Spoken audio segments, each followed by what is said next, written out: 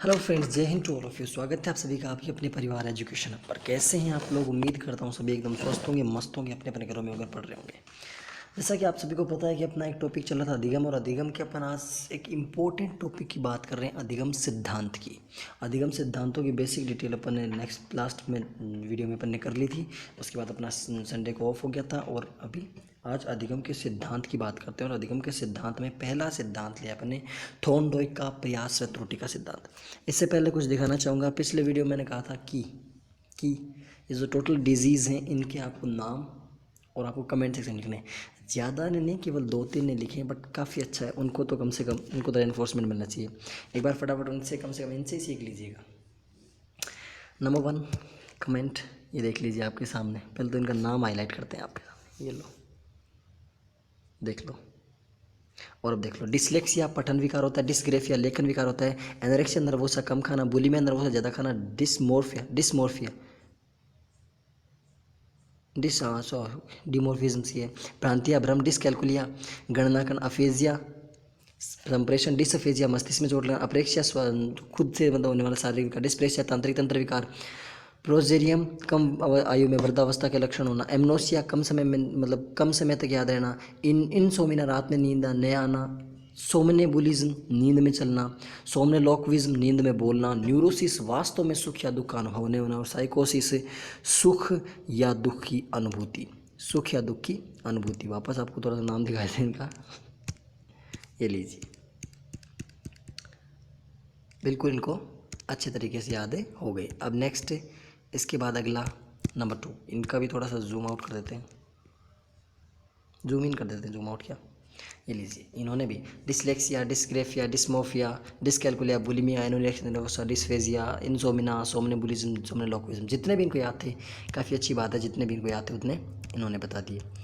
And the next third this one,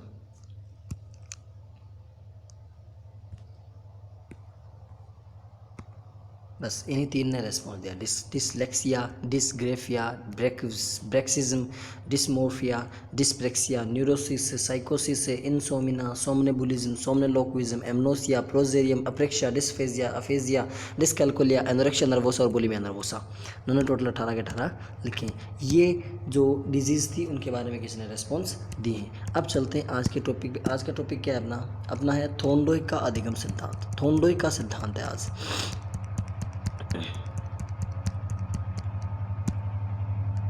Thorndike के बारे में बात करते हैं। देखो, व्यवहारवादी उत्तेजक या उद्दीपक व्यवहारवादी सिद्धांत। सबसे पहले व्यवहारवादी लिया आपने। व्यवहारवादी में किस किस के आते हैं? थॉर्नडाइक का प्रयास त्रुटि, पावलाव का शास्त्रीय अनुबंधन, स्किनर का जो क्रिया प्रसूत, गुथरी का प्रतिस्थापन सिद्धांत, और हल का पुनर्बलन का सिद्धांत। ये 5 है, जिसमें से पहला है अपना कौन सा? थॉर्नडाइक का प्रयास व त्रुटि का सिद्धांत। थॉर्नडाइक का प्रयास व त्रुटि का सिद्धांत। देखिए, सबसे पहले क्या होता है, थॉर्नडाइक ने क्या बात की है। कुछ इंपॉर्टेंट फैक्ट्स इसमें से पहले नोट करते हैं, फिर इसको डिटेल से समझते हैं कि थॉर्नडाइक का प्रयास व त्रुटि का सिद्धांत क्या होता है। थॉर्नडाइक ने उद्दीपक के रूप में किसको काम में लिया? थॉर्नडाइक ने उद्दीपक के रूप में काम में लिया मछली को। थॉर्नडाइक के लिए उद्दीपक, इसको देखो, थॉर्नडाइक का सिद्धांत है, इसको प्रयास व त्रुटि का सिद्धांत भी कहते हैं। थॉर्नडाइक का सिद्धांत प्रयास व त्रुटि का सिद्धांत भी कहलाता है। इसमें क्या होता है, ये आवृत्ति का सिद्धांत भी कहते हैं इसको। आवृत्ति मतलब फ्रीक्वेंसी, यानी बार बार कोई चीज़ रिपीट एंड करते ना। यानी देखो, प्रयास, आप प्रैक्टिस मैक्स मैन परफेक्ट, वही वाली बात है कि आप जितनी प्रैक्टिस करोगे उतना ही आपकी कोई चीज़ ज़्यादा कवर होती जाएगी। इसलिए यही बात थॉर्नडाइक ने अपने सिद्धांत के माध्यम से की थी कि जैसे जैसे प्रैक्टिस करते हैं, प्रैक्टिस के माध्यम से आप उस चीज़ को ज़्यादा सीखते जाते हो। तो थॉर्नडाइक का प्रयास व त्रुटि का सिद्धांत यही कहता है कि इसके लिए इसको थॉर्नडाइक का सिद्धांत, प्रयास व त्रुटि का सिद्धांत और उद्दीपक का आवृत्ति का सिद्धांत और ऐसा सिद्धांत तो यही। अब देखिए, इसमें थॉर्नडाइक ने उद्दीपक के रूप में किसको काम लिया? उद्दीपक होता है जो किसी क्रिया को करने के लिए आपको उत्तेजित करता है, जो हमारा ध्यान आकर्षित करता है कि इस क्रिया को आप कीजिए, वो होता है उद्दीपक। और उस उद्दीपक को प्राप्त करने के लिए जो क्रिया की जाती है वो होती है अनुक्रिया। यानी यहाँ पे अनुक्रिया कौन करेगा? अनुक्रिया करेगी बिल्ली। अनुक्रिया कौन करेगा? अनुक्रिया करेगी बिल्ली। इस सिद्धांत के अन्य क्या क्या नाम है? इस सिद्धांत को संबंधवादी भी कहते हैं। क्या कहते हैं? संबंधवादी। एसआर सिद्धांत, एसआर मतलब स्टिमुलस रेस्पॉन्स। संयोजनवाद सिद्धांत, संयोजनवाद सिद्धांत बंध या बंधन सिद्धांत, बंध या बंधन सिद्धांत और सुख दुख का सिद्धांत, सुख दुख का सिद्धांत, ये सिद्धांत के अन्य नाम है। कौन कौन से? इस सिद्धांत में उद्दीपक का काम करेगी मछली, अनुक्रिया करेगी बिल्ली, और इसको कहते हैं थोंडोई का सिद्धांत, प्रयास व त्रुटि का सिद्धांत, आवृत्ति का सिद्धांत, संबंधवादी एसआर सिद्धांत, स्टिमुलस रेस्पॉन्स, उद्दीपक अनुक्रिया सिद्धांत, संयोजनवाद, बंध या बंधन सिद्धांत, बंध नहीं है, बंध, बंध है, बॉन्ड, बंध या बंधन सिद्धांत और सुख दुख का सिद्धांत इसको कहते हैं। इसमें जो थोंडोइक ने एक शोध पत्र जारी किया था, थोंडोइक ने एक शोध पत्र जारी किया था और उस शोध पत्र का नाम था एनिमल इंटेलिजेंस, उस शोध पत्र का नाम था एनिमल इंटेलिजेंस, और इनकी बुक थी एजुकेशन साइकोलॉजी। यानी थोंडोइक की दो, एक तरीके से बोलना कि थोंडोइक ने दो चीज़ें लिखी थी, एक तो एजुकेशन साइकोलॉजी, ये तो इनकी बुक है, और एनिमल इंटेलिजेंस, यानी क्योंकि उन्होंने जानवर पे, मतलब जानवर पे प्रयोग किया था ना, जानवर पे, तो इसलिए ये क्या था इनका एनिमल इंटेलिजेंस क्या थी, एक शोध पत्र था। इसके सोपान क्या क्या हैं? सोपान हैं चालक, ड्राइव या अभिप्रेरक, जो क्या है भूख। इस थोंडोइक के प्रयास व त्रुटि के सिद्धांत के सोपान क्या क्या हैं? प्रयास व त्रुटि का सिद्धांत तो आगे डिटेल से देखेंगे, पर इसके सोपान क्या क्या हैं, देखो ध्यान से। सोपान सबसे पहले क्या है? चालक, चालक या अभिप्रेरक जिसका है भूख का काम करती है। देखो मैं यहाँ बताता हूँ आपको क्या क्या है इसके सोपान, यहाँ देखिए ध्यान से, एक एक सोपान देखते हैं। सबसे पहले बात करते हैं एक नंबर 1 सोपान। नंबर 1 सोपान क्या है? चालक।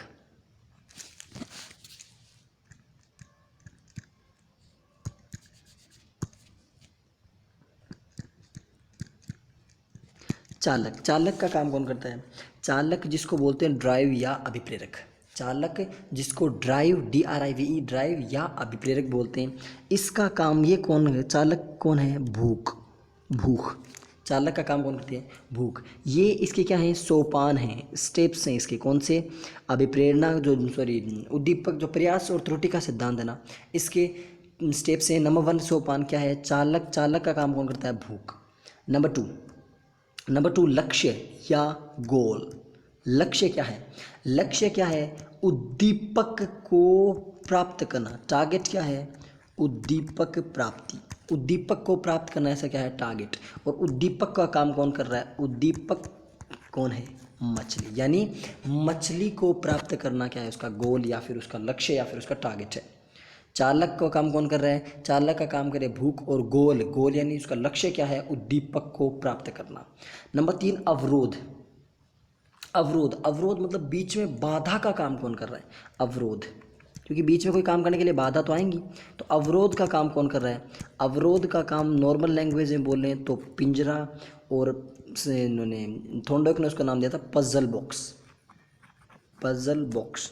यानी चालक का काम कर रहे हैं भूख, गोल का काम कर रहा है उद्दीपक प्राप्ति, मतलब उद्दीपक को प्राप्त करना, और कौन है उद्दीपक? मछली। और अवरोध का काम कर रहा है पिंजरा। अवरोध हो गया। अवरोध को बाद अब अवरोध को पार करने के लिए विभिन्न प्रकार की अनुक्रियाएं करनी पड़ेंगी। तो 4 नंबर क्या है?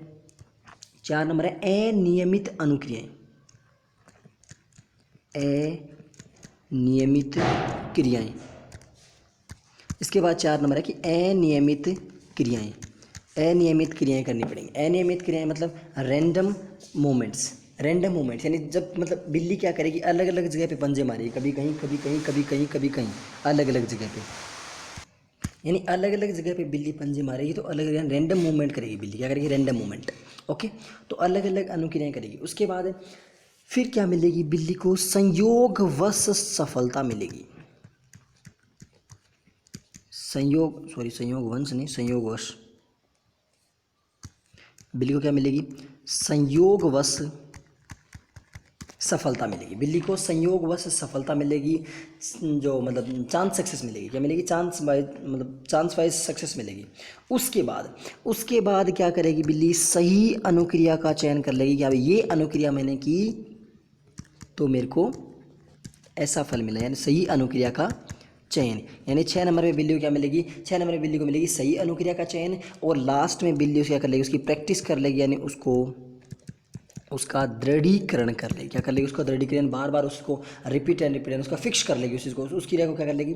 फिक्स कर लेगी। कैसे क्या कर लेगी? उसको फिक्स कर लेगी। नंबर 1 पे क्या हुआ? सबसे पहले बात आई चालक। चालक का काम कौन कर रहा है? बिल्ली को सबसे पहले क्या लगी? भूख। भूख लगने के लिए बिल्ली क्या करेगी? बिल्ली एक गोल सेट करेगी, क्या कि मेरे को ये उद्दीपक प्राप्त करना है। यानी क्या प्राप्त करना है मेरे को? एक ये जो सामने मेरी मछली रखी हुई मछली मुझे प्राप्त करनी है। 3 नंबर पे, अब बिजली के सामने का अवरोध है। क्या है? बिल्ली पिंजरे के अंदर कैद है। बिल्ली पिंजरे के अंदर कैद है। पिंजरे के अंदर कैद होने के बाद बिल्ली क्या करेगी? अनियमित क्रियाएं करेगी। अलग अलग जगह पे उस पिंजरे पे पंजे मारेगी। अभी दिखाऊंगा पिंजरे पे कैसे पंजे मारेगी। अलग अलग जगह पे बिल्ली पिंजरे में पंजे मारेगी। फिर क्या होगा? कहीं संयोगवश किसी उस जगह पे पंजा लगेगा जहाँ से क्या हो जाएगा? वो पिंजरा खुल जाएगा। पजल बॉक्स जिसको थोंडो का नाम दिया, वो खुल जाएगा। यानी संयोगवश क्या हो गई? सफलता मिल गई। फिर बिल्ली उस क्रिया का अनुक्रिया को बार बार मत करेगी ना, तो उसको हैबिट में ले आएगी। कैसे? कि सही अनुक्रिया का ये मेरे को यहाँ पे पंजा लगाना, इससे क्या हो जाएगा? ये पजल बॉक्स खुल जाएगा। यानी सही अनुक्रिया का चयन, और लास्ट में उसको बार बार बार बार बार बार बार बार रिपीट करके उसका क्या कर लेगी? उसका दृढ़ीकरण यानी उसका फिक्सेशन कर लेगी। ओके, ये इसके अधिगम के सोपान है। क्या है इसके? सोपान। ओके, ठीक। क्या क्या?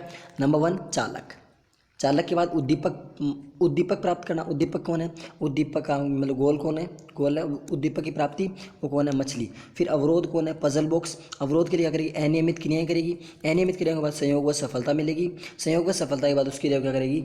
उसका सही अनुक्रिया का चयन करेगी और उसके बाद दृढ़ीकरण उसका कर लेगी। ओके, ये इसकी क्या है? सोपान। ये सी क्या हो गई? सोपान हो गई। ये देखिए यहाँ तक हो गई। अब आता है थॉर्नडाइक के प्रयास व त्रुटि के सैद्धांतिक पक्ष। इससे पहले अपन समझ के आता है सिद्धांत क्या था, एग्जैक्टली मीनिंग क्या था इस सिद्धांत का। देखिए, सबसे पहले ये थी बिल्ली, ये पजल बॉक्स के अंदर। आई थिंक आपको बिल्कुल क्लियर होगा, विजिबल होगा सब कुछ।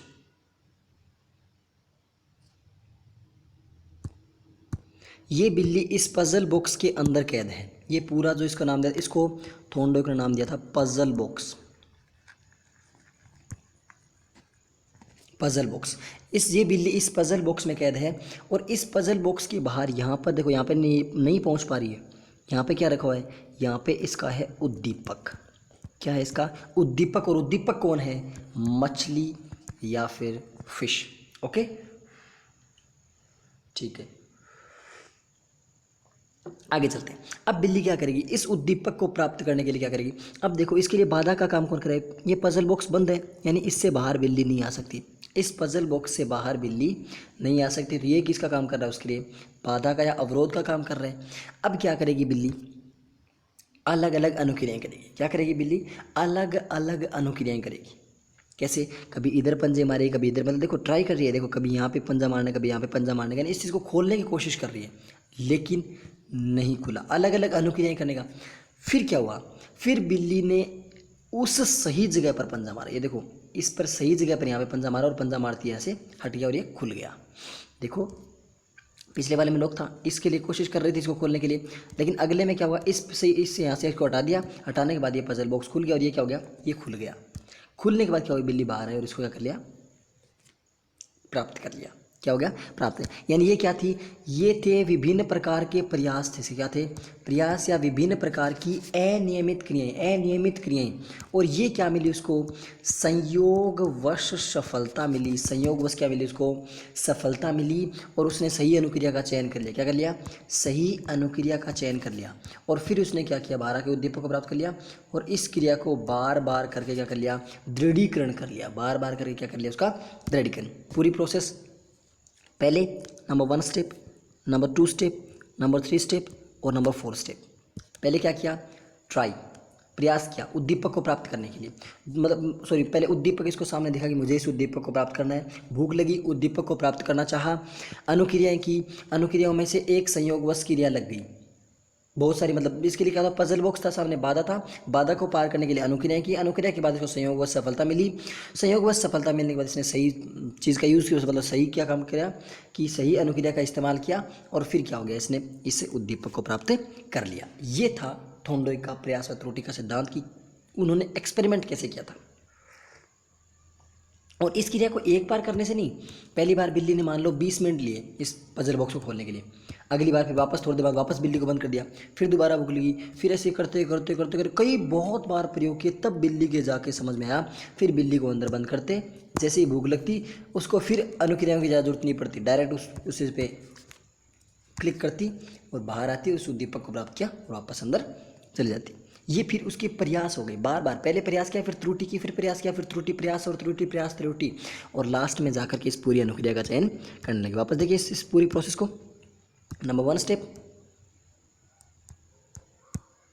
Then number 2, then number 3, then number 4, and this is full process. Okay, ठीक है। अब इस बात को लिखना है, कैसे? देखिए ऐसे लिखना है कि जो थोंडोइक है ना, थोंडोइक के प्रयास व त्रुटि के सिद्धांत के प्रमुख सैद्धांतिक पक्ष, हमने सबसे पहले क्या लिखे? थोंडोइक के जो प्रयास और त्रुटि सिद्धांत के सोपान लिखिए। सोपान के बाद इसके प्रमुख सैद्धांतिक पक्ष लिखने, कौन कौन से?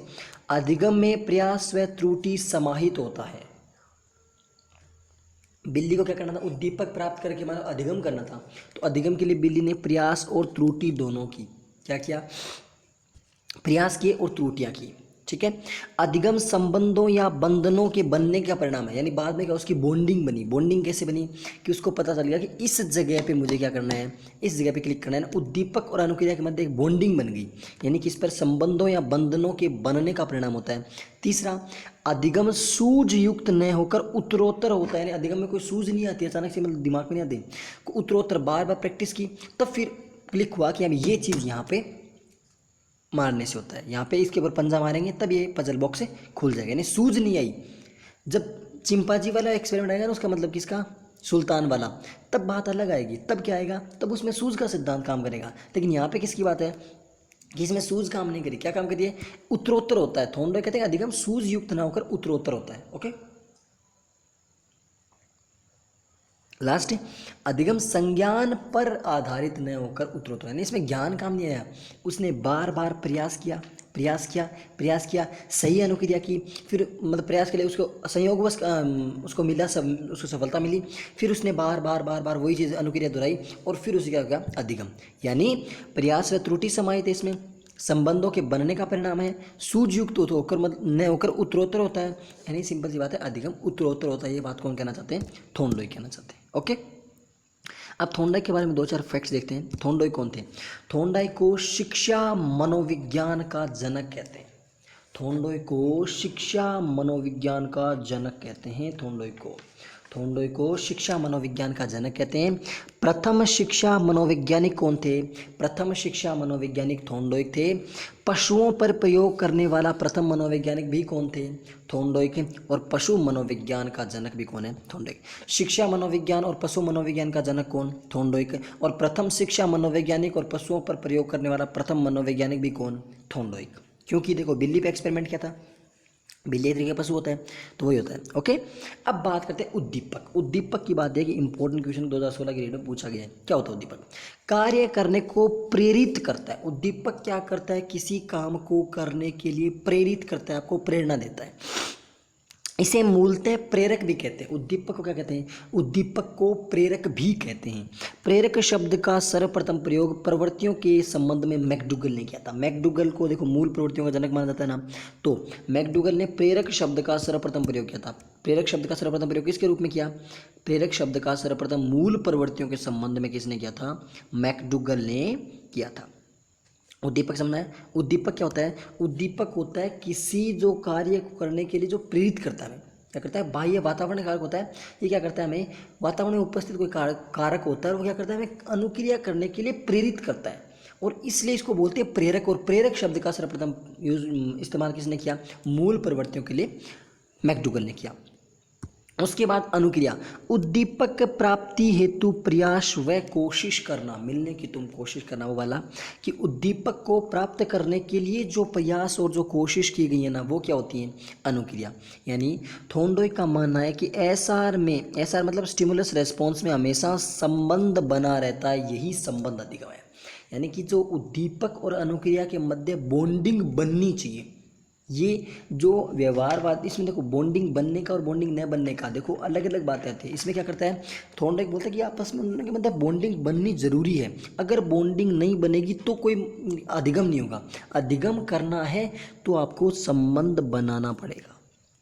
थॉर्नडाइक का मानना है कि एसआर जो सिद्धांत है, स्टिमुलस रेस्पॉन्स, उद्दीपक अनुक्रिया सिद्धांत में हमेशा संबंध बना रहना चाहिए, यही संबंध अधिगम है। यानी अधिगम करना है उद्दीपक, तो उद्दीपक और अनुक्रिया के मध्य क्या बननी चाहिए, बॉन्डिंग या फिर संबंध बना। और थॉर्नडाइक ने जो पिंजरा काम है, इसको पिंजरा बोलते हैं, उसको नाम दिया पजल बॉक्स या फिर उलझन बॉक्स।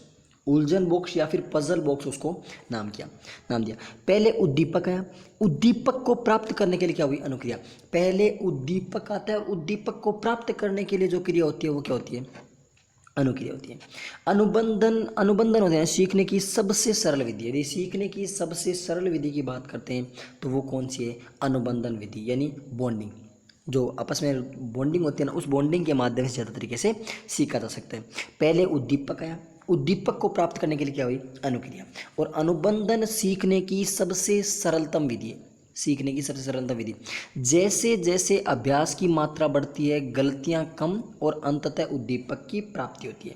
यानी जैसे जैसे आप प्रैक्टिस करते हो, प्रैक्टिस करने से गलतियां धीरे धीरे कम होने लग जाएंगी, और जैसे जैसे गलतियां कम होंगी उद्दीपक को आप आसानी से प्राप्त करोगे। ये बात किसने की थी, थॉर्नडाइक ने की थी। ये था थॉर्नडाइक का प्रयास व त्रुटि का सिद्धांत।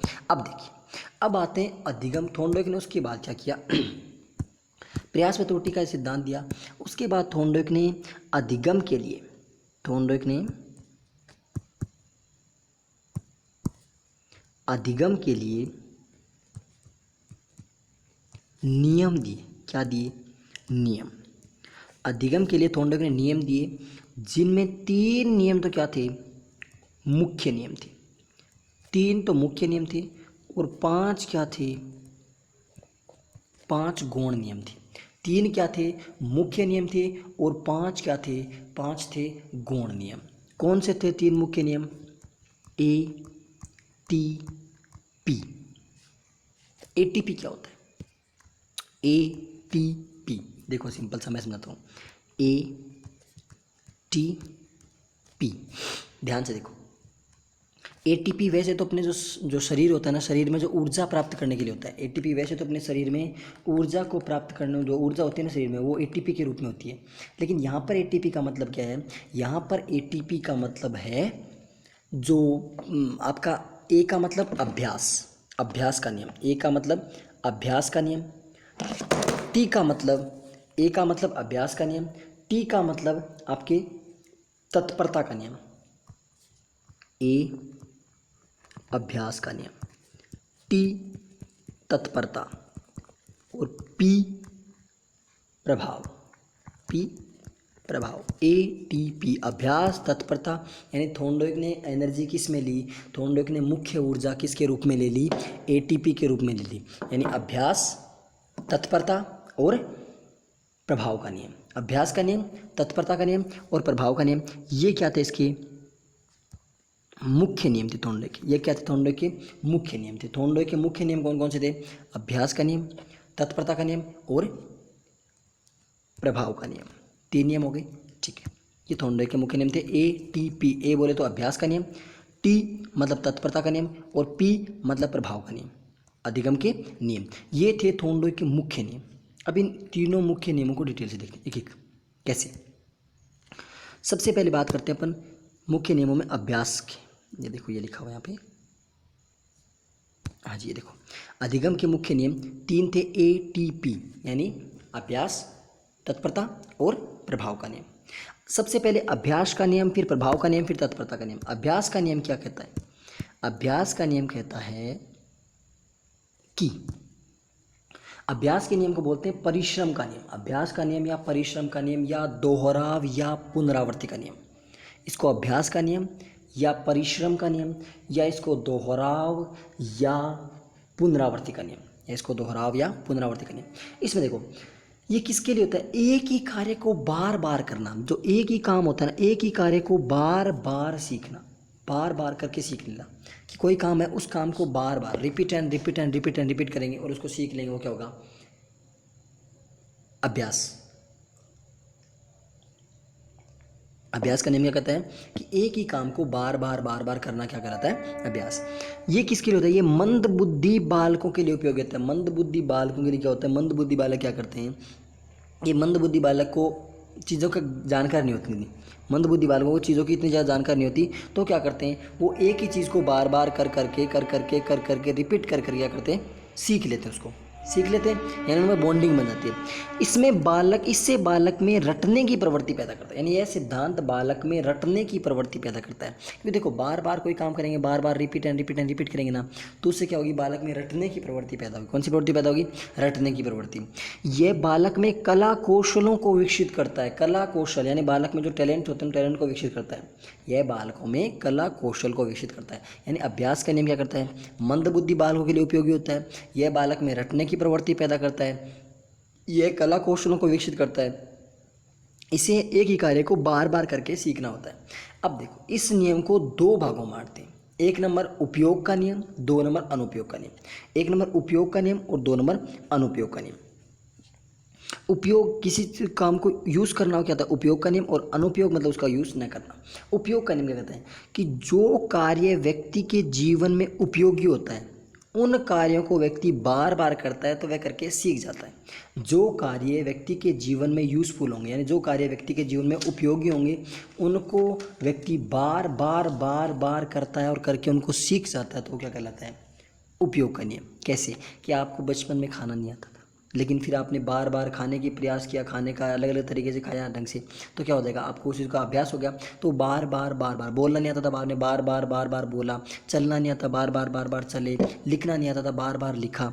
तो क्या हो गया, जो कार्य व्यक्ति के जीवन में उपयोगी होते हैं उन्हें व्यक्ति बार बार करता है तो कार्य सीख जाता है। ये तो क्या था, उपयोग का नियम। और अनुपयोग का कि जो कार्य उपयोगी नहीं होते उन्हें बार बार अभ्यास नहीं करना चाहिए, यानी जो हमारे लिए यूज़फुल नहीं होते उनको बार बार नहीं करना चाहिए, जो हमारे लिए उपयोगी होते हैं उनको ही बार बार करना चाहिए, जो उपयोगी नहीं होते हैं उनको बार बार नहीं करना चाहिए।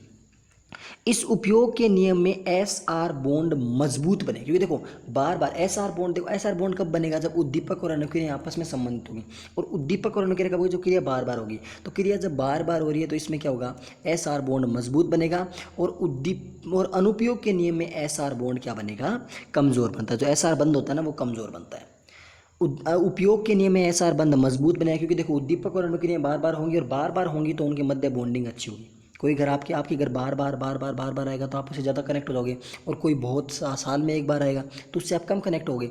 तो क्या होता है कि उद्दीपक यानी जो उपयोग का नियम क्या कहता है कि इन उपयोग के नियम के अनुसार उनमें एस आर बॉन्डिंग अच्छी बनती है, और इसके अनुसार अनुपयोग के अनुसार उनमें बॉन्डिंग नहीं बनती है, क्योंकि उन क्रियाओं को बार बार, जो यूज़फुल नहीं होती उन क्रियाओं को बार बार नहीं करना चाहिए। ओके ठीक है, आगे चलते हैं। उसके बाद ये थोंडोई का पहला नियम था, कौन सा, अभ्यास का नियम।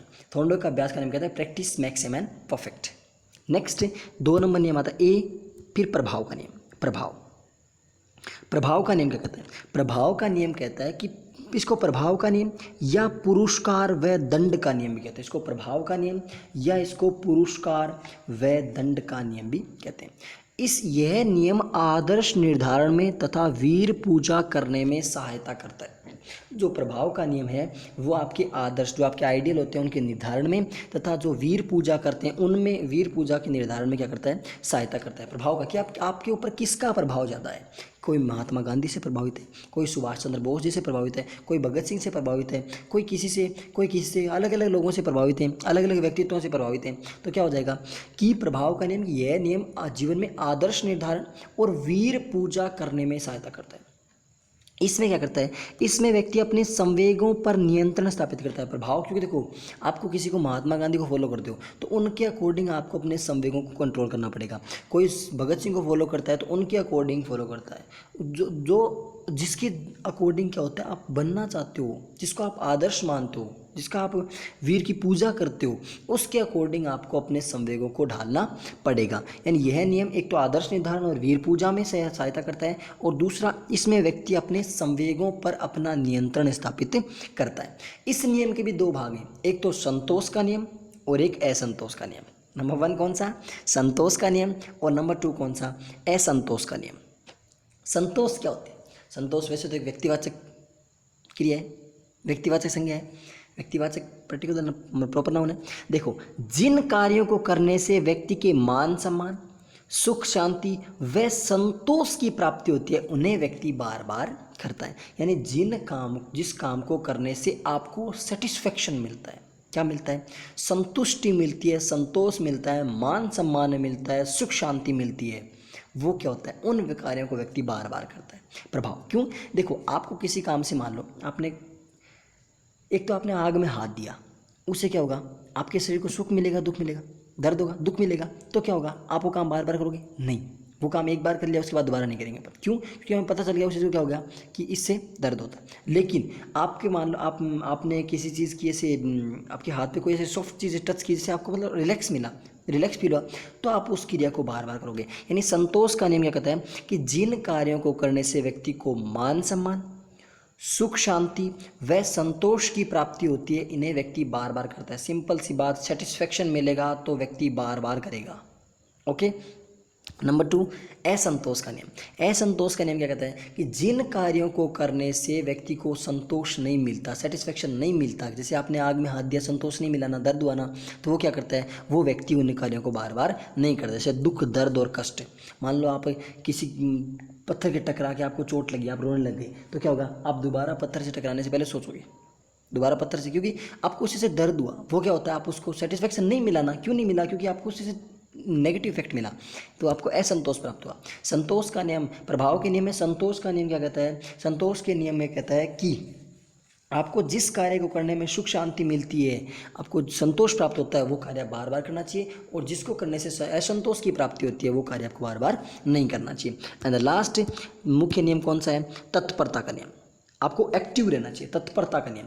तत्परता क्या कहती है, तत्परता का नियम होता है कि जब बालक अपनी इच्छा व संकल्पना शक्ति, जब बालक अपनी इच्छा व संकल्पना शक्ति द्वारा किसी भी कार्य को सीखना चाहता है, तो बालक आसानी से उस कार्य को सीख जाता है। यानी बालक क्या करता है कि अपनी इच्छा और संकल्पना शक्ति के माध्यम से जिस भी कार्य को करके सीखना चाहता है, उसको आसानी से सीख सकता है। यानी जब तक वो कहते हैं ना, मन के हारे हार है और मन के जीते जीत, वो वाली बात है कि यदि आपने मान लिया तो हार, और ठान लिया तो जीत।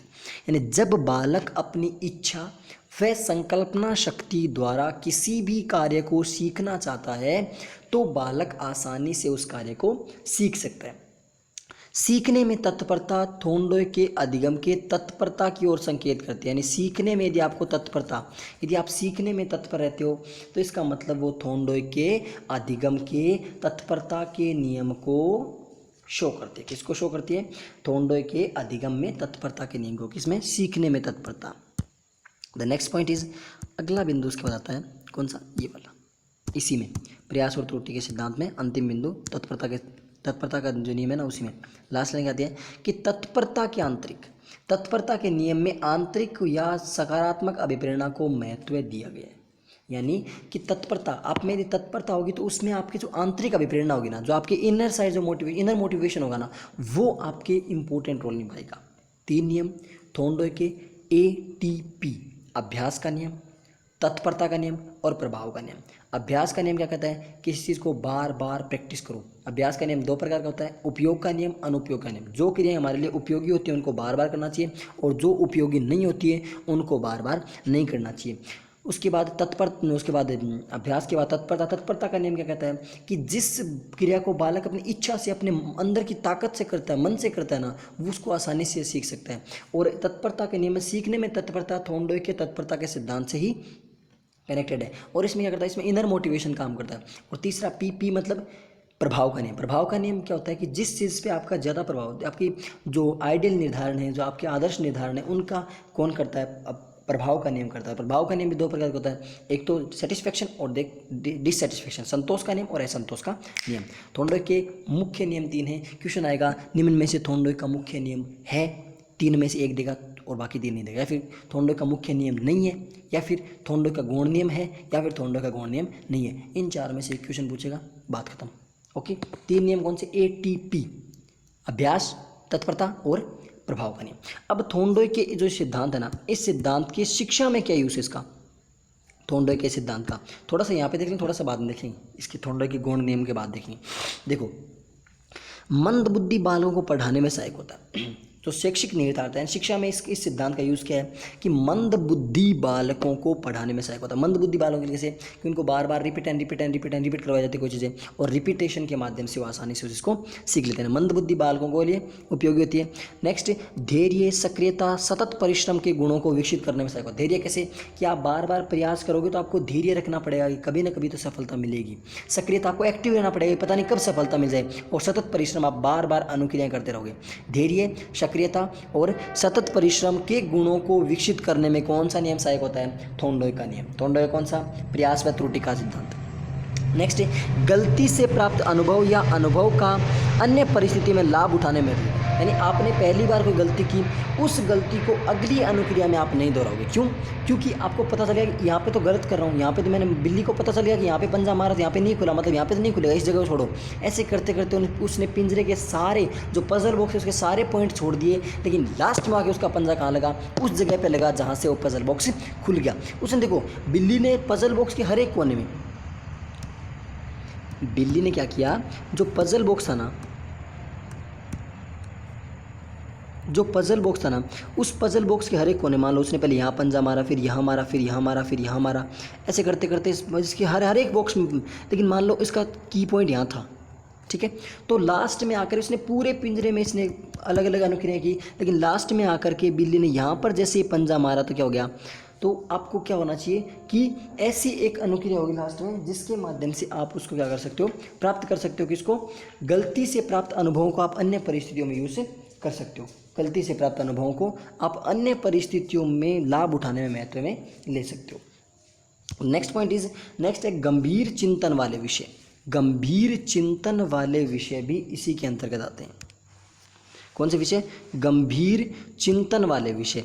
गंभीर चिंतन वाले विषयों में अधिक प्रयोग होता है, यानी आपको किसी चीज़ के बारे में ज़्यादा चिंतन करना है तो आप उसे क्या करोगे? उसकी प्रैक्टिस करोगे। प्रैक्टिस, और प्रैक्टिस के माध्यम से आप गंभीर चिंतन वाले विषयों को भी आसानी से, जैसे कौन कौन से, जैसे मैथ्स है, गंभीर चिंतन वाले कौन कौन से, जैसे मैथ्स है, साइंस है, इनमें क्या होता है? इनमें ज़्यादा चिंतन करना पड़ता है। देखो, मैथ्स में इसलिए बोलते हैं कि प्रैक्टिस करो, बार बार प्रैक्टिस करो, अभ्यास करो। साइंस में इसलिए बोलते हैं कि प्रैक्टिस करो, क्योंकि practice makes a man perfect. और ये बात कौन बोलता है?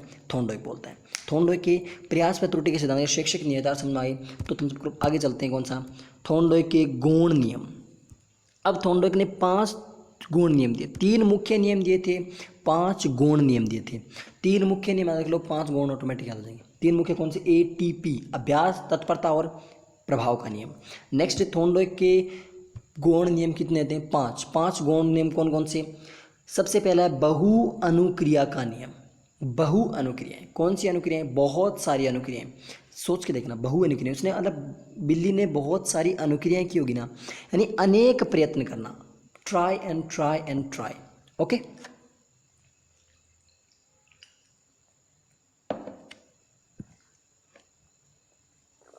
यानी बिल्ली ने क्या किया?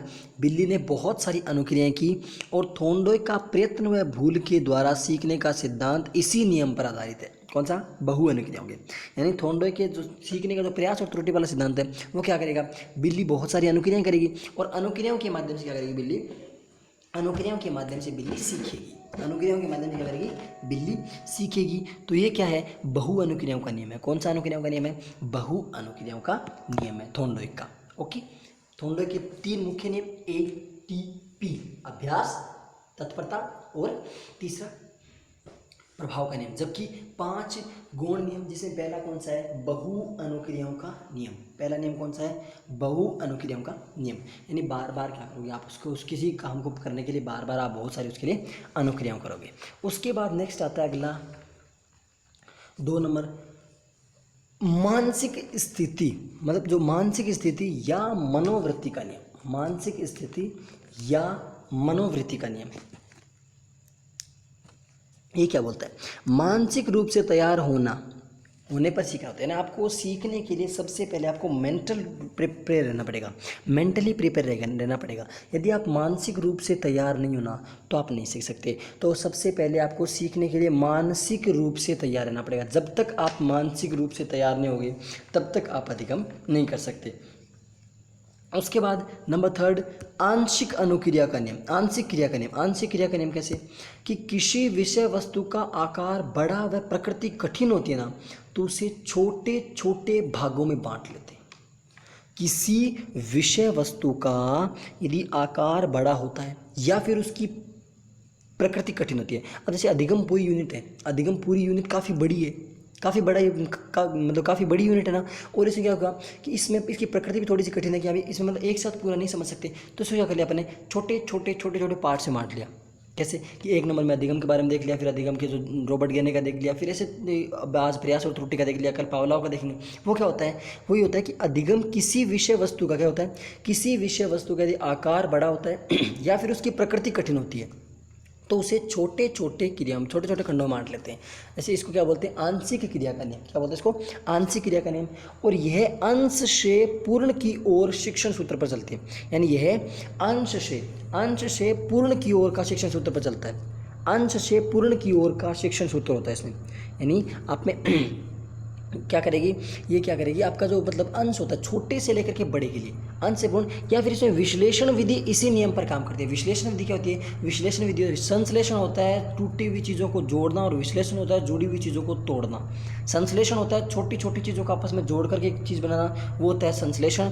और विश्लेषण होता है कि छोटे छोटे जो पार्ट्स में बांट करके उसको पढ़ना। तो यानी आंशिक क्रिया क्या कहते हैं कि जब किसी विषय वस्तु की प्रकृति कठिन होती है या फिर बड़ी विषय वस्तु उसको छोटे छोटे पार्ट से बांट के पढ़ लो। इसमें अंश से पूर्ण पर सिद्धांत काम करता है, और यह विश्लेषण विधि इसी सिद्धांत पर काम करती है। उसके बाद नंबर 4 आता है समानता का नियम। समानता का नियम क्या कहता है, समानता या सादृश्य अनुक्रिया का नियम। समानता क्या कहती है कि पूर्व अधिगम के अनुभव में समानता पर सीखना आसान होता है। कि आपने मान लो कहीं पहले अनुक्रिया की, पहले कोई आपने कोई क्रिया की और उस क्रिया के बदले आपने कुछ ज्ञान प्राप्त किया, ऐसा किया मैंने तो ऐसा। जैसे बिल्ली ने क्या किया था, बिल्ली ने किसी एक जगह पंजा मारा था, किसी एक जगह पंजा मारा, लेकिन वहाँ से पजल बॉक्स नहीं खुला, तो बिल्ली ने उस अनुभव काम में लिया कि यहाँ पर पंजा नहीं मारा, उसके बाद अगली जगह मारा, फिर अगली जगह मारा, फिर अगली जगह मारा। यानी क्या किया, पूर्व अनुभव और जो पूर्व उसकी जो क्रियाएँ हैं उनको आधार पर उसने सीखना आसान होता है। ऐसी समस्याएं जो पहले भी आई हों उसके जैसी वैसी नई समस्या आने पर उसको अनुभव के माध्यम से आज सोल्व कर सकते हैं। यानी मान लो कोई क्वेश्चन, सपोज करो कोई क्वेश्चन रीट मान लो पिछले वाले एग्जाम में आया हुआ है, आप वैसा ही क्वेश्चन दोबारा आ गया, सिर्फ लैंग्वेज का डिफरेंस दे दिया, लैंग्वेज का अंतर दे दिया, तो आप उस पूर्व, किसने पहले पेपर दिया तो उसने पूर्व अनुभव के माध्यम से, क्या भी ऐसा क्वेश्चन मैंने किया था, इसका मतलब इस क्वेश्चन का आंसर वो होगा। यानी पहले के जैसे कोई प्रॉब्लम आपके सामने आ गई और वैसी ही प्रॉब्लम आपके आज जो प्रॉब्लम है वैसी ही प्रॉब्लम आपके फ्यूचर में आई, या फिर कोई प्रॉब्लम पहले आई थी और वैसी आज आ रही है, तो आप पूर्व अनुभव के माध्यम से उस समस्या को समाधान कर सकते हो, पूर्व अनुभव के माध्यम से। Okay, and then next and last नियम कौन सा इसका, लास्ट है इसका साहचर्य परिवर्तन का नियम। साहचर्य परिवर्तन का नियम, इसमें क्या होता है, इसमें संबंध स्थापित करना पड़ता है। बॉन्डिंग का काम तो थोंडाके ने बात की है कि बॉन्डिंग तो आपको बनानी ही पड़ेगी, संबंध स्थापित करना और उद्दीपक अनुक्रिया को महत्व देते हैं। इसमें SR बॉन्डिंग होती है, स्टिमुलस रेस्पॉन्स होता है इसमें। और जब तक व्यक्ति स्वयं द्वारा निर्धारित उद्दीपक को प्राप्त नहीं करता है, अनुक्रिया भी समाप्त नहीं करता है। जब तक तोड़ेंगे नहीं तब तक छोड़ेंगे नहीं, वो वाली बात है कि जब तक आपको उद्दीपक की प्राप्ति नहीं होती है तब तक आप अपनी अनुक्रियाओं को करना नहीं छोड़े। जब तक बिल्ली को उस मछली के टुकड़े की प्राप्ति नहीं हुई थी तब तक बिल्ली बार बार अपने पंजे को मारती गई, और एक टाइम आया कि जब उसका पजल बॉक्स खुल गया, और खुलते ही क्या हो गया, उसको भोजन प्राप्त हो गया। और उद्दीपक प्राप्ति, अगर उद्दीपक प्राप्त हो गया तो उद्दीपक प्राप्त हो जाए उसके बाद क्या हो जाता है, सीखना बंद हो जाता है, अनुक्रिया बंद कर देते हैं। उद्दीपक सीखना नहीं, उद्दीपक यदि प्राप्त हो गया उसके बाद, क्योंकि देखो बिल्ली को उद्दीपक प्राप्त हो गया उसके बाद उसने अनुक्रिया बंद कर दी, दोबारा उसको भूख लगी तब उसको दोबारा उद्दीपक प्राप्त करना था, तब उसने अनुक्रिया शुरू की। थोंडाके 5 गौण नियम हो गए। पहला कौन सा, बहु अनुक्रिया, यानी आपको बहुत सारी अनुक्रियाएं करनी पड़ेंगी। दूसरा कौन सा, मानसिक स्थिति और मनोवृत्ति का, यानी जब तक आप मेंटली प्रिपेयर नहीं होंगे तब तक आप अधिगम नहीं कर सकते। तीसरा आंशिक क्रिया का नियम, चौथा समानता का नियम, और पांचवा साहचर्यता का नियम। देखो कैसे याद करेंगे इसको, ऐसे याद कर लो।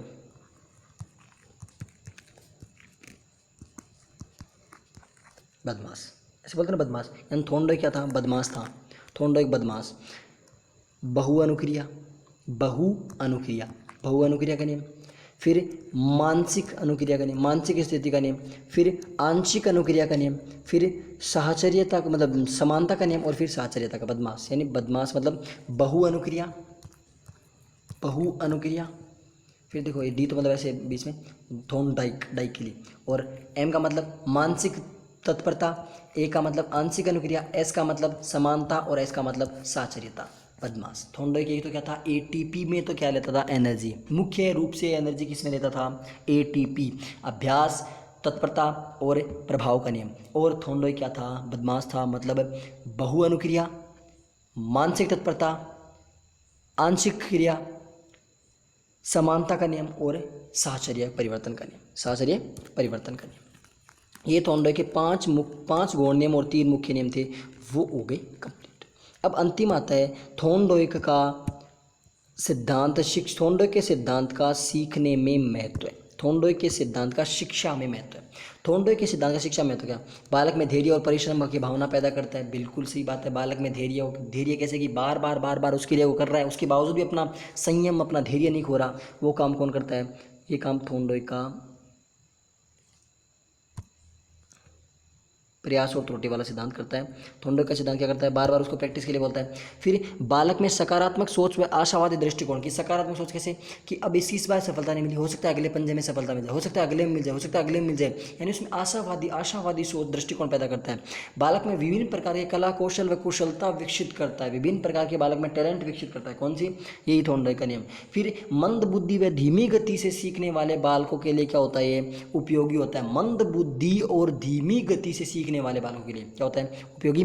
और विषय वस्तु का प्रारंभिक ज्ञान देने तो, यानी शुरुआत में नींव मजबूत होनी चाहिए। और प्रारंभिक ज्ञान कैसे दोगे, प्रयास और त्रुटि के माध्यम से। जैसे बचपन में हमने क्या क्या गैड़ा सीखे थे, तो पहले बहुत बार हमने त्रुटि की थी, बहुत बार हमने उनको सीखा, फिर वापस मिटा दिया, फिर वापस सीखा, फिर वापस मिटा दिया। टीचर ने कहा ऐसे नहीं ऐसे बना लो, ऐसे नहीं ऐसे बना लो, यानी प्रैक्टिस की बहुत सारी, यानी विषय वस्तु का प्रारंभिक ज्ञान देने हेतु उपयोगिता है। And the last crow and crow की डेफिनेशन आती है। क्रो एंड क्रो बोलते हैं कि प्रयास व त्रुटि का सिद्धांत गणित व विज्ञान विषय को सीखने में उपयोगी होता है। कैसे, गणित और विज्ञान कैसे कि गणित और विज्ञान विषय को सिखाने के लिए बार बार आपको प्रयास करना पड़ता है। यदि आप गणित और विज्ञान विषय सीखना है तो आपको उसके लिए काफ़ी प्रयास करना पड़ेगा, रिपीट टाइम बार बार आपको प्रयास करना पड़ेगा, और उसी के माध्यम से आप गणित और विज्ञान विषय सीख सकते हो, उसी के माध्यम से। ये हो गया थोंडोई का प्रयास व त्रुटि का सिद्धांत। थोंडोई ने 5 मुख्य नियम दिए थे और 3 गौण नियम दिए थे।